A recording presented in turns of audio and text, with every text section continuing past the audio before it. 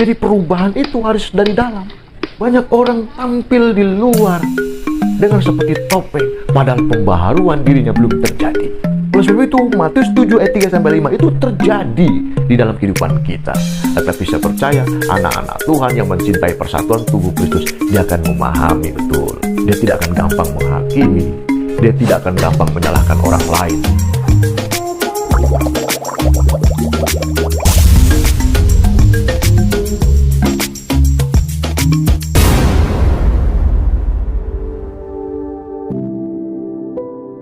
Salam saudara-saudaraku yang kekasih dalam nama Tuhan Yesus Kristus. Salam persatuan tubuh Kristus. Haleluya. Puji Tuhan, biarlah kita menjadi orang-orang yang kesukanya dalam firman Tuhan dan selalu mengaplikasikannya dalam hidup sehari-hari. Saudara-saudaraku kasih dalam nama Tuhan Yesus Kristus. Seperti pada pembahasan yang lalu, bahwa orang-orang yang mau masuk dalam kesatuan tubuh Kristus atau dalam pembangunan kemah suci adalah orang-orang yang mau diperbaharui, orang-orang yang mau dibentuk, diproses sesuai dengan rencananya menjadi satu bangunan yang kokoh, yang utuh, di mana nantinya Allah berhadirat di dalam kemah suci tersebut. Demikian juga untuk kita saat ini, anak-anak Tuhan yang hidup di masa sekarang, maka kita juga harus siap diproses, dibentuk, diperbaharui hidup kita dari hari lepas hari sesuai dengan proses yang Tuhan izinkan buat kita. Masa lalu saudara berbeda dengan satu dengan yang lain, tapi bukan berarti Allah pilih kasih dan sebagainya. Dia lebih ringan kok saya berat, dia lebih berat kok saya ringan. Tidak seperti itu. Karena apa? Tuhan mengetahui apa yang harus dia perbuat buat membentuk umatnya. Saudara-saudara, nah setelah pembaharuan itu terjadi, perubahan itu terjadi, baru hidup kita senantiasa dipenuhi dengan hadirat Tuhan. Maka dalam hidup, bekerja, berteman dan sebagainya, selalu mencerminkan Yesus yang hidup di dalam kita. Kenapa? Tubuhmu adalah bait Allah. Puji Tuhan, saudara-saudara. Di dalam Keluaran 25 ayat 8 dan 9, di situ dikatakan bahwa buatlah sesuai apa yang aku perintahkan. Jadi segala ukuran, segala bentuk pun sesuai yang Tuhan mau, bukan ukuran manusia. Kalau memakai ukuran manusia, maka satu dengan yang lain tentu tidak ada yang terpuaskan. Bagi saudara yang mempunyai pengetahuan yang cukup, pengetahuan yang tinggi mengenai Alkitab atau mengenai firman Tuhan, hendaklah dia mendedikasikan ilmunya itu untuk kesatuan tubuh Kristus, memberitahu tanpa menghakimi. Demikian juga yang tidak tahu, dia akan menjadi tahu, karena masing-masing bahu membahu, saling menutupi, saling melengkapi, saling menegur dengan kasih. Intinya itu. Seperti juga dalam pembangunan bait suci, bahwa benda-benda yang dipersembahkan oleh umat Israel, ada benda-benda yang selanjutnya mengalami proses, seperti emas, perak, tembaga, kayu dan sebagainya. Itu semuanya mengalami proses. Tidak ada yang langsung dipasang, tidak. Semuanya harus melalui proses. Demikian juga kita anak-anak Tuhan, hari lepas hari, jadikanlah proses dalam hidupmu adalah kehendak Tuhan yang menginginkan kita menjadi bait suci Allah. Oleh sebab itu, saudara-saudara, mari kita akan baca di dalam Matius pasal 7 ayat 3 sampai dengan yang kelima.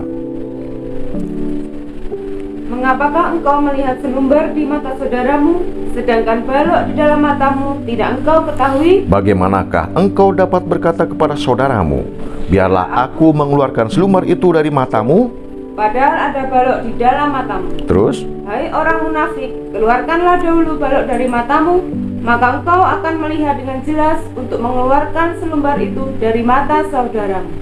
inilah kondisi kita. Mau diakui atau tidak, sifat ini ada di dalam kehidupan kita.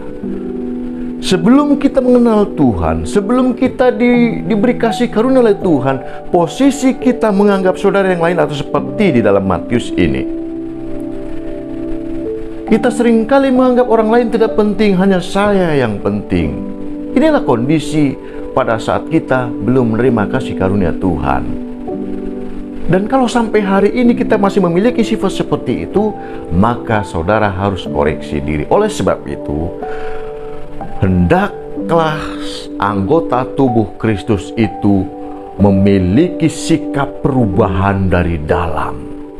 Dari dalam diri kita, kita benahi. Supaya apa? Supaya dari dalam keluar, meresap, merembet melalui tingkah laku kita. Begitu juga dengan hidup anak-anak Tuhan, supaya kita juga hidupnya tidak terjebak pada Matius 7 ayatnya yang ke-3-5 tadi. Inilah kondisinya. Seringkali kita tidak sadar, kita menghakimi satu dengan yang lain, kita menghakimi satu dengan yang lain tanpa kita memberikan solusi. Seolah-olah di mata kita orang lain itu salah terus. Berbuat benar juga salah, apalagi berbuat salah di mata dia. Oleh sebab itu, saudara-saudara, masing-masing harus introspeksi diri. Bagaimana caranya? Kita harus introspeksi diri dari dalam. Ini masalah hati. Kalau dalam kemah suci, dalam tubuh manusia, atau tabernakel dalam tubuh manusia, hati ini terkena benda yang namanya mesbah dupa. Artinya adalah, mesbah dupa adalah satu sarana untuk menyenangkan hati Tuhan dengan harum, dengan wangi-wangian, supaya Allah hadirat dan Allah berkenan atas korban persembahan ini, atau korban mesbah dupa ini, di mesbah dupa ini dengan wangi-wangian dan sebagainya. Artinya apa? Di dalam dirinya harus mengalir aliran yang menyenangkan Tuhan. Itulah perubahan dari dalam. Setelah dari hati diperbaharui dengan hidup sembah, artinya mengkhususkan diri bahwa segala sesuatu adalah Yesus atau Allah Bapa di sorga bertata dalam hati kita, maka dia akan seperti imun tubuh yang disuntikkan oleh dokter, meresap seluruh kepada sendi-sendi kehidupan kita melalui saluran ke saluran tangan. Dia akan menjadikan perbuatan tangannya menjadi perbuatan baik, mengalir melalui kaki kita menjadi langkahnya menjadi langkah yang dilandasi oleh karena kasih Tuhan.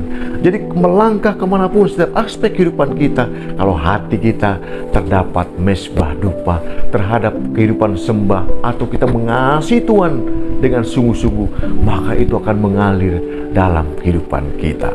Mengalir. Jadi perubahan itu harus dari dalam. Banyak orang tampil di luar dengan seperti topeng, padahal pembaharuan dirinya belum terjadi. Oleh sebab itu, Matius 7 ayat 3-5 itu terjadi di dalam kehidupan kita. Tetapi saya percaya anak-anak Tuhan yang mencintai persatuan tubuh Kristus, dia akan memahami betul. Dia tidak akan gampang menghakimi. Dia tidak akan gampang menyalahkan orang lain. Kalau tahu saudaranya salah, dia tidak mencibir, tapi dia akan rangkul. Penuh kasih seperti Tuhan Yesus kepada umat yang sudah berbuat dosa, dia penuh kasih merangkul. Demikian juga harusnya sifat anak-anak Tuhan. Demikian juga orang-orang kita yang mencintai persatuan tubuh Kristus, hendaklah juga masing-masing mempunyai empati satu dengan yang lain. Saudara berdoa bagi orang lain, bagi saudara kita yang seiman dengan kita, tidak perlu kenal dulu baru kita berdoa. Begitu saudara kenal dan tahu namanya saja kita sebut dalam doa, itu merupakan bentuk kasih kita terhadap sesama. Bukan orang yang kita sayangi saja kita doakan tiap malam, tapi orang yang baru kenal pun, yang mungkin kita kenal dimanapun, kita bawa di dalam doa. Saudara-saudaraku yang kasih dalam nama Tuhan Yesus Kristus, di dalam Lukas pasal 6 ayat 45, mari kita baca Lukas pasal 6 ayat 45. Lukas pasal 6 ayat 45. Orang yang baik mengeluarkan barang yang baik dari perbendaharaan hatinya yang baik, dan orang yang jahat mengeluarkan barang yang jahat dari perbendaharaannya yang jahat. karena yang diucapkan mulutnya meluap dari hatinya. Nah, apa yang keluar dari mulut itu meluap dari hati. Oleh sebab itu, perubahan anak-anak Tuhan yang mencintai kesatuan tubuh Kristus, hendaklah perubahan yang dari dalam, dari dirinya sendiri dulu. Karena di dalam hati harusnya ada mesbah dupa, harusnya ada penyembahan, harusnya ada pengasih, harusnya ada yang kasih yang tulus kepada Tuhan. Begitu kita mengasihi Tuhan dalam sembah, menjunjung tinggi, membuat nama Tuhan harum, perbuatan baik yang harum di mata Tuhan, maka dalam tindakannya pun akan mencerminkan apa yang di dalam hati. Jadi bagi saudara-saudara yang masih memiliki ganjalan di dalam hati saudara, saudara mungkin gampang sakit hati, saudara mungkin gampang iri dengan sesama. Koreksi diri. Adakah di hatimu ada mesbah dupa? Adakah di hatimu ada penyembahan yang tulus kepada Tuhan? Kalau saudara-saudaraku mengaku sebagai anak-anak Tuhan, saudara mengaku bahwa saudara adalah mencintai persatuan di dalam tubuh Kristus, maka di dalam hati saudara hendaklah ada mesbah dupa yang selalu memuji, memuliakan nama Tuhan. Maka dalam setiap tindakan akan mencerminkan apa yang ada di dalam hati kita. Kita menyadari bahwa kondisi kita saat belum mengenal kasih Tuhan, seperti halnya Matius 7 ayat 3 dan 5. Seringkali kita hanya mengorek-korek masalah orang lain, sementara diri kita sendiri, hati kita sendiri tidak terkoreksi. Maka saudara-saudaraku, kalau saudara mengalami hal seperti itu, lalu timbul ada sakit di hati saudara, introspeksi diri. Sudahkah di dalam hatimu tertanam mesbah dupa? Sudahkah di dalam hatimu ada penyembahan, ada memuliakan Tuhan? Karena persis seperti firman Tuhan di dalam Lukas tadi, dari hati akan muncul apa yang ada di dalam hati itu sendiri, melalui perkataan, melalui perbuatan. Oleh sebab itu, orang-orang yang mencintai pembangunan bait suci adalah orang-orang yang di dalam hatinya selalu mengagungkan, mengedepankan, menyembah, artinya menghususkan Tuhan di dalam hidupnya. Nanti akan tercermin dari sikap, lewat perbuatan langkah kakinya, lewat perbuatan pandangan matanya, melewat perbuatan tangannya bergerak, semua juga untuk memuliakan nama Tuhan, melalui intelijensiamu, melalui kemampuanmu dan intelektualmu, semuanya akan tercermin. Kalau hatimu ada mesbah dupa, ada kehidupan sembah yang tulus kepada Tuhan, supaya dapat mengalir keluar lewat perbuatan tangan, lewat perjalanan hidup saudara akan teratur, lewat kehidupan berbicara saudara akan menjadi berkat bagi orang lain. Karena apa? Di dalam Keluaran pasal 25, coba kita baca Keluaran lagi, Keluaran 25 ayat 8 dan 9. Apa perintah Tuhan mengenai bait suci itu? Dan mereka harus membuat tempat kudus bagiku, supaya aku akan diam di tengah-tengah mereka. Ya. Menurut segala apa yang kutunjukkan kepadamu, sebagai contoh kemah suci dan sebagai contoh segala perabotannya, demikianlah harus kamu membuatnya. Nah, Dikatakan, dan engkau harus membuat tempat kudus bagiku, supaya aku akan diam di tengah-tengah mereka menurut apa yang kutunjukkan kepadamu sebagai contoh kemah suci dan sebagai contoh segala perabotannya. Demikian harus kamu ketahui. Supaya Allah berhadirat, supaya Allah memimpin penuh hidup kita, maka harus ada kehidupan sembah.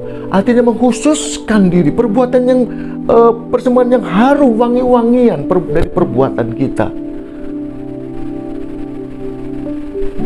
Makan dengan sendirinya, kehidupan sembah itu seperti imun yang meresap ke dalam tubuh, menjadi imun yang positif dalam pergerakan tangan kita, dalam perjalanan hidup kita juga senantiasa mengalir kasih Tuhan. Jadi kita tidak akan gampang menghakimi. Hidup kita penuh kasih dalam pekerjaan, dalam profesi apapun. Kita akan mencerminkan bahwa ada kemah suci dalam hidup kita, supaya menjadi berkat. Orang yang datang kepada kita, minimal mereka akan merasakan betapa hadirat Allah ada di dalam kehidupan kita. Saudara-saudaraku yang kasih dalam nama Tuhan Yesus Kristus. Oleh sebab itu, supaya kita memiliki dan menjadi bait Allah yang sesungguhnya, bait Allah yang hidup, maka harus ada perubahan sikap itu dari dalam. Perubahan dari dalam itu tidak munafik. Kalau saudara mau berubah dari dalam, berarti saudara menyingkirkan ego. Saudara akan mengesampingkan ego, sebaliknya akan menebarkan kasih kepada sesama. Kita baca Roma ayat 12, Roma pasal 12 ayat 1 sampai 2. Roma Karena itu, saudara-saudara, ya. demi kemurahan Allah, aku menasihatkan kamu supaya kamu mempersembahkan tubuhmu sebagai persembahan yang hidup, yang kudus, dan yang berkenan kepada Allah. Itu adalah ibadahmu yang sejati. Janganlah kamu menjadi serupa dengan dunia ini, tetapi berubahlah oleh pembaharuan budimu, sehingga kamu dapat membedakan manakah kehendak Allah, apa yang baik, yang berkenan kepada Allah, dan yang sempurna. Amin, saudara-saudara. Inilah yang dimaksud dengan perubahan dari dalam. Menyingkirkan ego kita, menjadi bait Allah yang menjadi berkat bagi orang-orang yang dalam kehausan jiwa dan rohaninya. Orang-orang yang haus rohani, orang-orang haus jiwanya akan kebenaran firman Tuhan, mendapat berkat dari hidup saudara yang karena mengaplikasikan hidup saudara sebagai bait Allah. Menyingkirkan ego saudara untuk dapat mengasihi orang lain itu susah. Tetapi saudara akan bisa tetap berdiri dan menyingkirkan ego manakala di hati saudara ada kehidupan sembah, mengkhususkan persembahan wangi-wangian yang harum dari segala perbuatannya semata-mata untuk hormat kemuliaan nama Tuhan. Saudara-saudara, itu yang perlu. Jadi perubahan itu harus perlu dari dalam, karena itu akan berefek yang sangat luar biasa. Karena dari hati maka muncullah perkataan, entah itu memberkati atau mengutuk. Tapi bagi anak-anak Tuhan yang mencintai persatuan tubuh Kristus, maka dari mulutnya selalu keluar kata-kata berkat dan damai sejahtera. Jadi dia mengoreksi diri sendiri sebelum dia menegur orang lain, sebelum dia menyalahkan orang lain, dia akan koreksi diri. Betulkah saya itu juga sudah benar di hadapan Tuhan? Dengan menyingkirkan ego, kita bisa merenungkan diri kita, bisa menyelami apa yang sudah kita perbuat, sehingga dengan gampang kita menghakimi orang lain. Oleh sebab itu, perubahan dari dalam itu perlu. Makanya perintahnya Tuhan kepada Musa, lalu disampaikan kepada umat Israel dengan kerelaan. Orang umat Israel berkata, iya, saya akan mematuhi perintah Tuhan. Artinya adalah orang-orang yang mau dirubah dari dalam, hatinya dirubah, adalah orang-orang yang mau merespon panggilan Tuhan, mau merespon firman Tuhan itu dengan baik, dengan sikap yang baik, tidak dengan embel-embel karena biar dihargai orang dan sebagainya, tapi semata-mata karena tulus mencintai Tuhan Yesus Kristus. Ini kalau perubahan dari dalam, mampu menyingkirkan ego, kepentingan pribadi, kehormatan pribadi, sanjungan pribadi. Itu mampu disingkirkan karena apa? Karena mau berubah dari dalam. Lalu kita akan baca dalam Yakobus 3 ayat 16. Nanti kita akan tahu perbedaan perubahan dari dalam dan perubahan dari luar. Ini yang perubah dari luar. Ini hanya sebagai kamuflase saja. Yakobus, baik, Yakobus pasal 3 ayat 16. Baik. Sebab di mana ada iri hati dan mementingkan diri sendiri, di situ ada kekacauan dan segala macam perbuatan jahat. Baik. Ini kalau perubahan sikap anak-anak Tuhan dari luar. Selalu hanya ingin dipuji saja. Pelayanan juga hanya ingin dipuji saja. Memberi orang juga hanya untuk dipuji saja. Semata-mata untuk memuaskan hawa nafsunya dan egonya. Oleh sebab itu, di mana ada iri hati, ya, dan mementingkan diri sendiri, di situ ada kekacauan dan segala macam perbuatan jahat. Dia tidak rela kalau saudaranya maju melayani Tuhan. Dia tidak rela kalau saudaranya semakin diberkati Tuhan. Dia tidak rela kalau saudaranya makin dipakai Tuhan. Ada iri hati. Dia tidak mau berubah.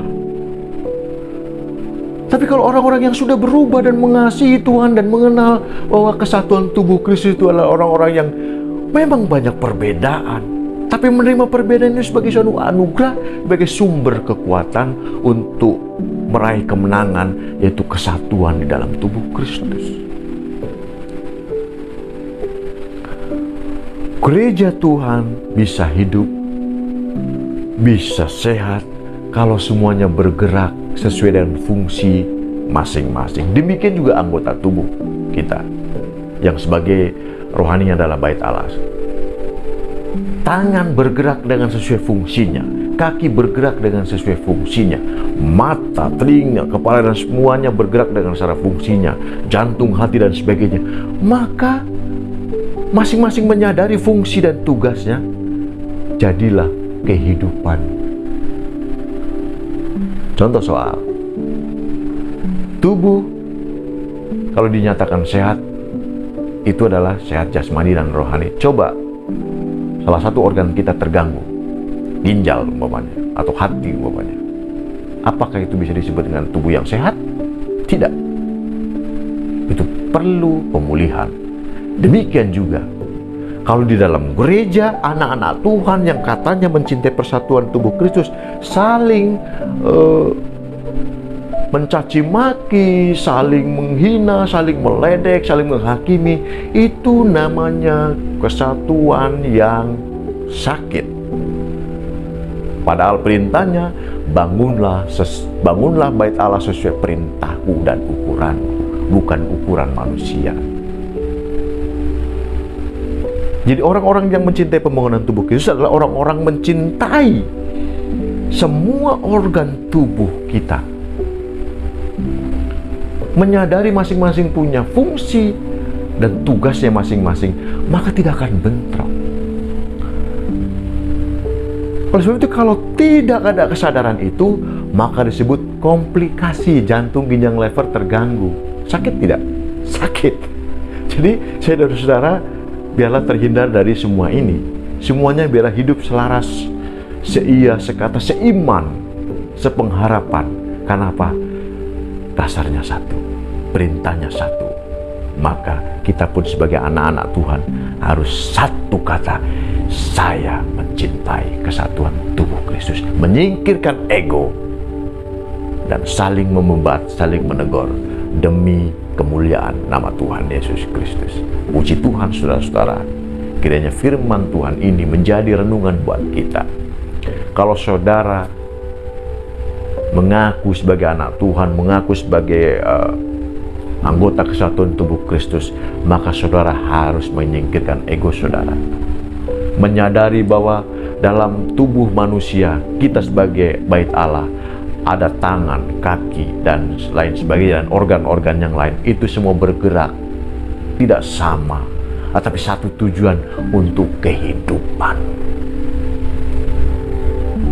Bersatulah anak-anak Tuhan, dan biar nikmati hadirat Tuhan dalam hidupmu masing-masing. Semua bergerak tanpa menghakimi, mengasihi, menegur dengan kasih, memperbaiki dengan kasih, semuanya untuk hormat kemuliaan nama Tuhan Yesus Kristus. Haleluya, amin.